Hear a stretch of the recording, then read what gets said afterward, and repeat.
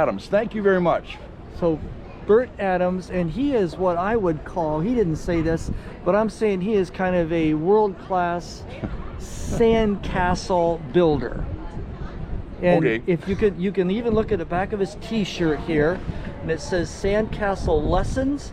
It's got the website and it's got a phone number, so if you're interested in that, you can come down and talk to Bert. So Bert, let me ask you an initial question. How did you get into this? Oh, bad breeding. Okay. Bad breeding is mostly it, yeah. Other than that?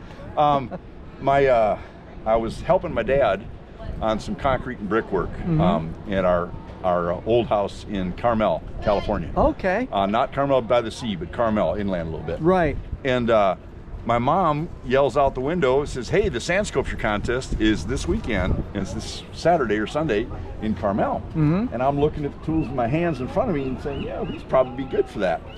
And the theme was 150 years of American architecture. Wow. So I figured everyone else is going to make skyscrapers and log cabins, American kind of architecture. Sure.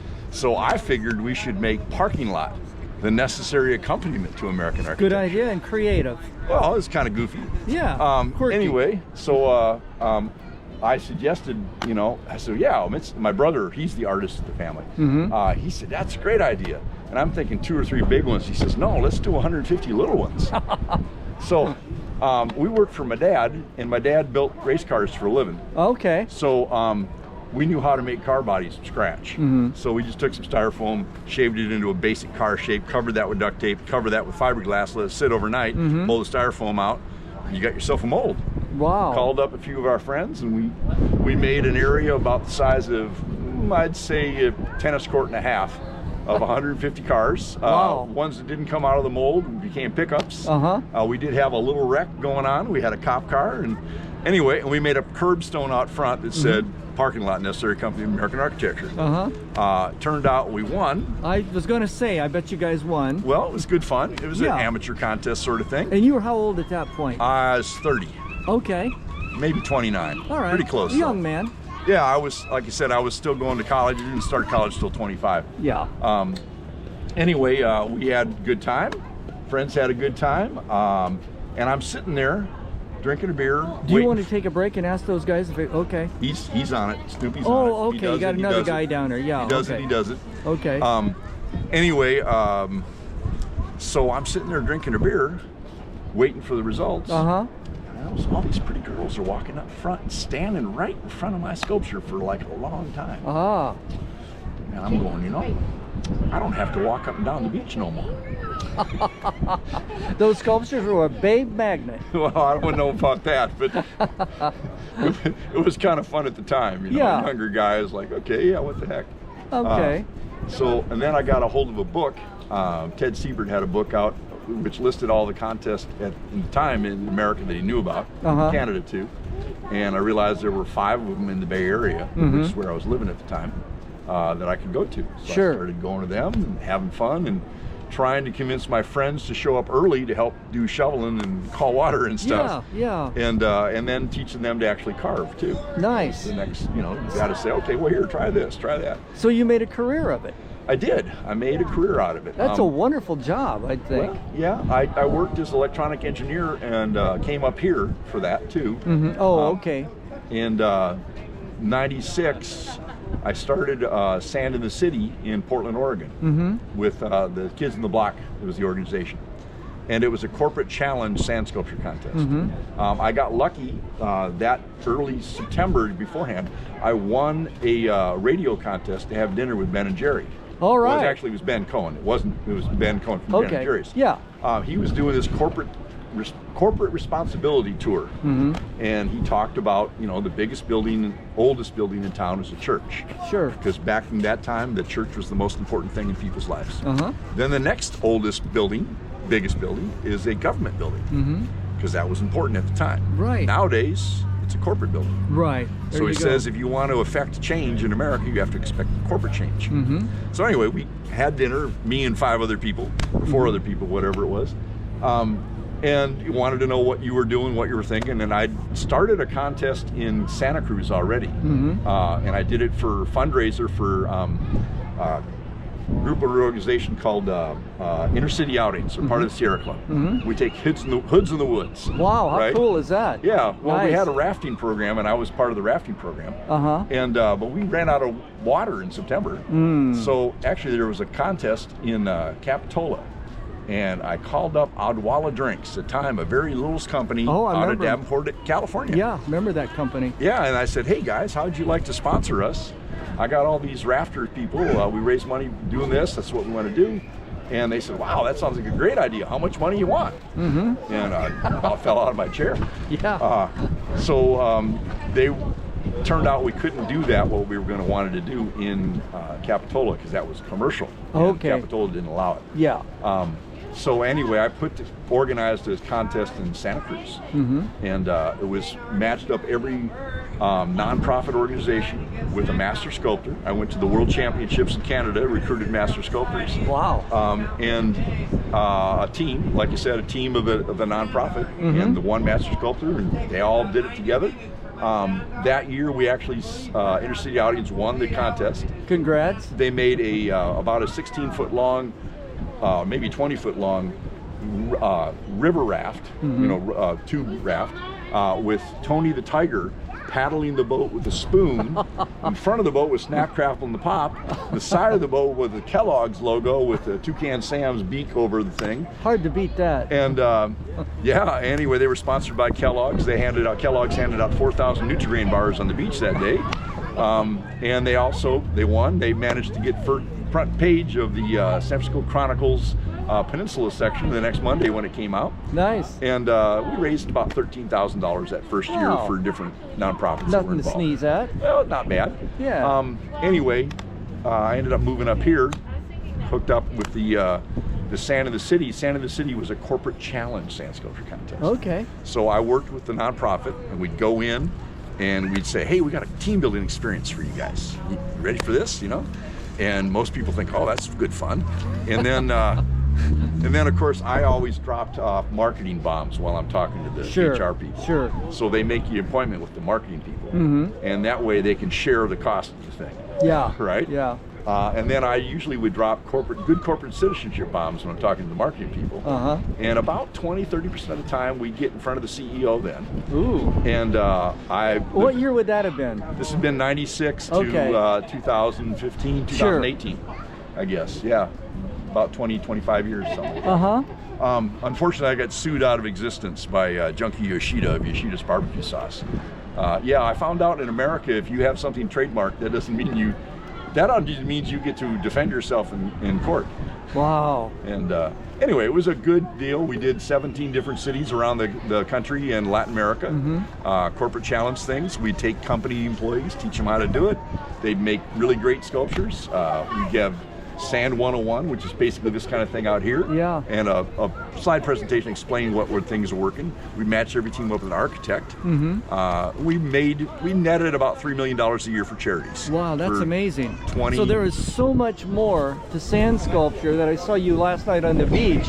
It's so much deeper. I mean, everything is. That's the wonderful thing about humans. Yeah. That you look at any one thing and it's just all kinds of deep. Very profound. It keeps going and going and going. That's like you say, the wonderful thing about humans. Now, I asked you a couple basic questions. I'm sorry, I've got to talk. No. I'm glad you did. That's cool. What you said was cool. But at any rate, last night I asked you a couple questions. I'm going to show this just a second. So Go ahead. Can look at this. And that's the sculpture he has right now. I don't have Don't worry about it. It's a hope, not an expectation, my lady. It's a hope. Don't worry about it. And okay, so I showed the sculpture you did there, and I asked you last night, how long do those tend to last, typically? Depends how many idiots are in town. Okay. This sand... That guy made it all night, though. Yeah, well, that's because the other guy's down there now. Last night was our first collaboration. He's now the night shift watching the sculptures and making those good idea. things. And so that'll increase their longevity. Hopefully. Yeah. And what feeling you have when you made this wonderful castle and you come back in the morning and it's kind of gone? A little disappointment. Yeah. I mean, it's like, and you never know what they're going to attack. I made an eagle for 4th of July here. I was totally surprised that it was here you know, when I got back, I was left a couple days and I came back and knew where it was. Yeah. And sometimes they are, and sometimes they don't. And you typically are here 5 days a week, I guess. 4 days this time of year. 4 days a week this time of year. Yeah. And you offer the lessons right here on the beach? Yes. Nice. I think I tell people it's everything you wish you knew when you were about 7 years old. How does that work? Generally, about age 7 is when you realize the tools and techniques mom and dad give you ain't ever going to work. Okay. So they ain't going to work. So you get frustrated and you quit. Okay. You never do it again. Yeah. Whereas I can show you how to actually do it. And once you do it, I tell people it's like Legos for sand. Yeah. Because everything just opens up. You're like, oh, I can make this now, and I can make that, and it's just.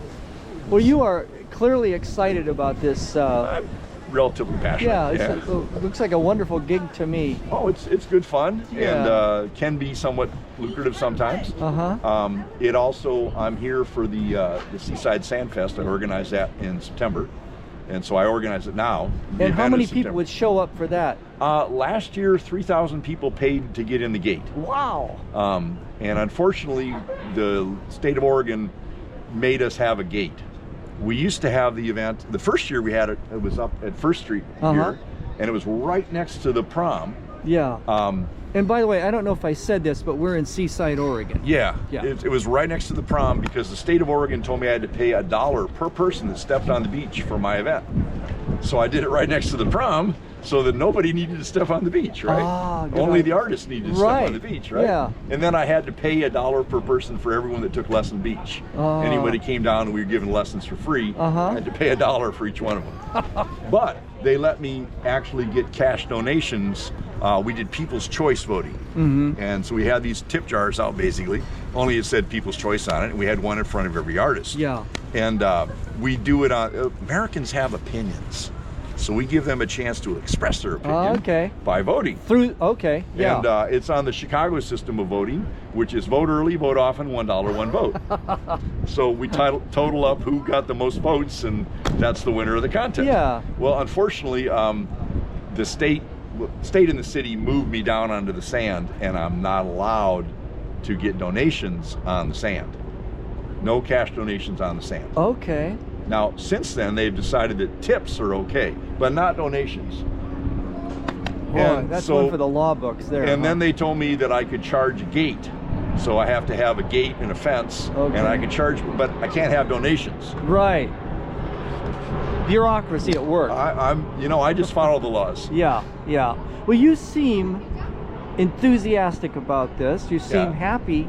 Any ideas for those of us who may not be as happy? You seem like you found meaning in the 21st century. And any advice, generally speaking, what did you do right? Okay, so I have teenage sons. Okay. 17 and 19.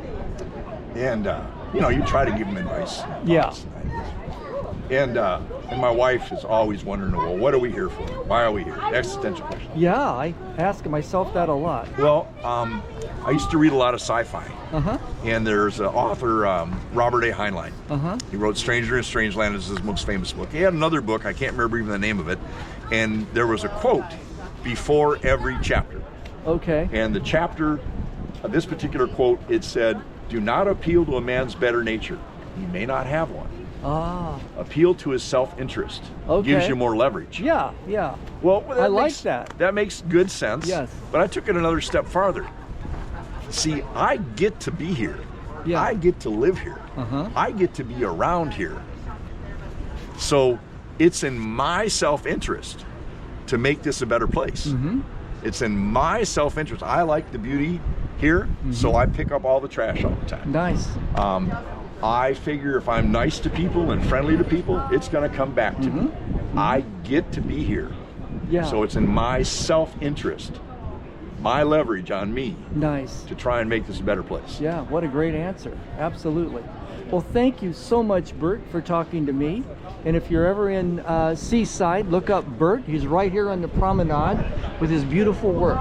Or come on down for Seaside Sand Fest. This year it's September 10th to the 14th. And I'll bet you'll see some incredible sculptures down here then. We had folks from 3 countries and 8 states last year making these things.